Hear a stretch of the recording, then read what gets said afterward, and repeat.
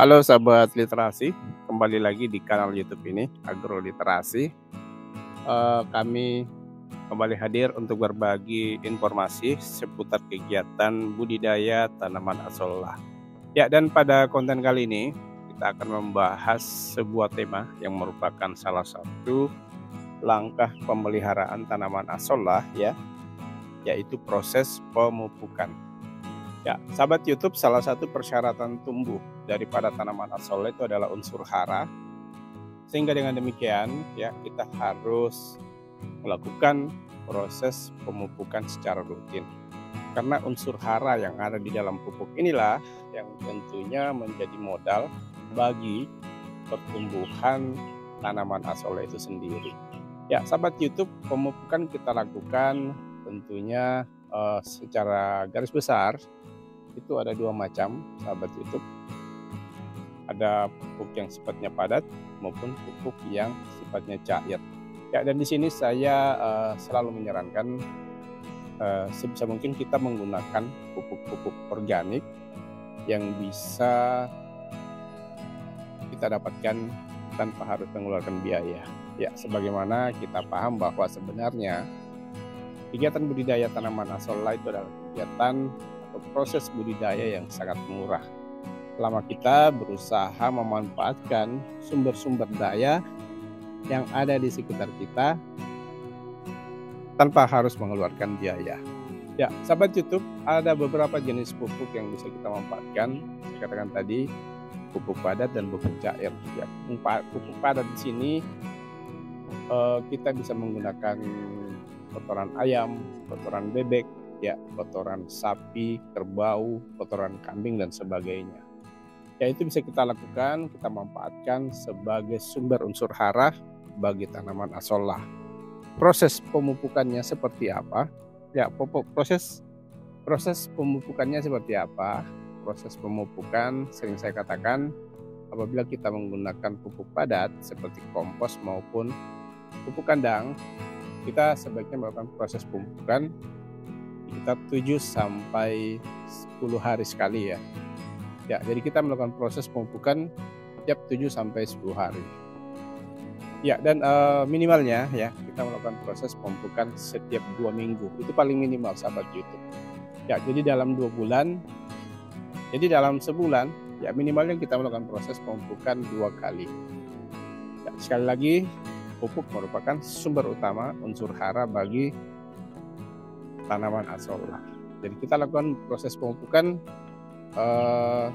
secara rutin, ya, dan berkesinambungan. Dan sahabat YouTube, kita juga bisa memanfaatkan sumber-sumber pupuk cair organik yang ada di sekitar kita yang bisa kita dapat tanpa harus mengeluarkan biaya. Ya, sebagai contoh adalah air leri, ya, air cucian beras, itu kita bisa berikan pada tanaman asollah sebagai pupuk.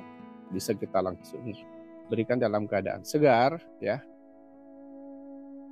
Bisa juga kita berikan dalam keadaan yang telah terfermentasi sehingga air leri tadi itu sudah berubah menjadi POC atau pupuk organik cair.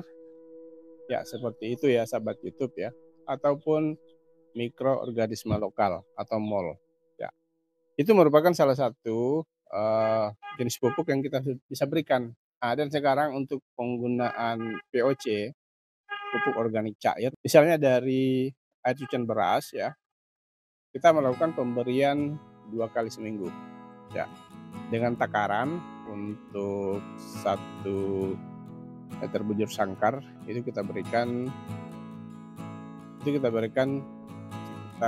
100 ml POC air cucian beras. Ya, itu merupakan salah satu contoh takaran yang bisa kita berikan pada tanaman asollah apabila kita menggunakan POC atau pupuk organik cair.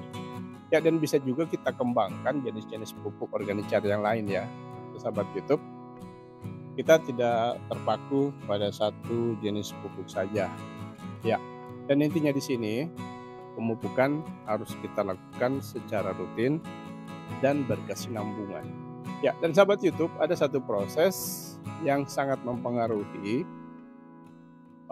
kemampuan daripada tanaman asolla atau akar tanaman asolla untuk bisa menyerap pupuk yang kita berikan, yaitu proses pengadukan.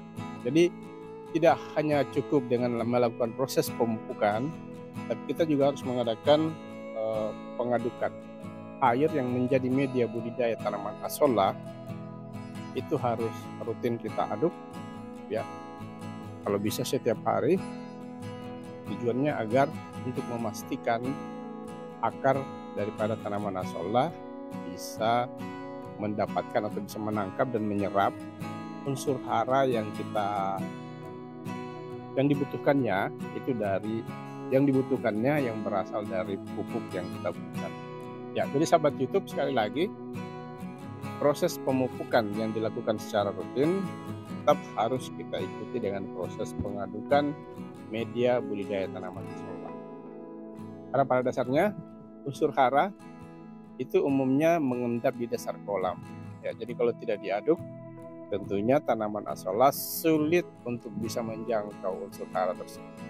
Ya, sahabat YouTube, ini mungkin ini informasi singkat yang bisa kita berikan pada konten kali ini. Terima kasih atas perhatian.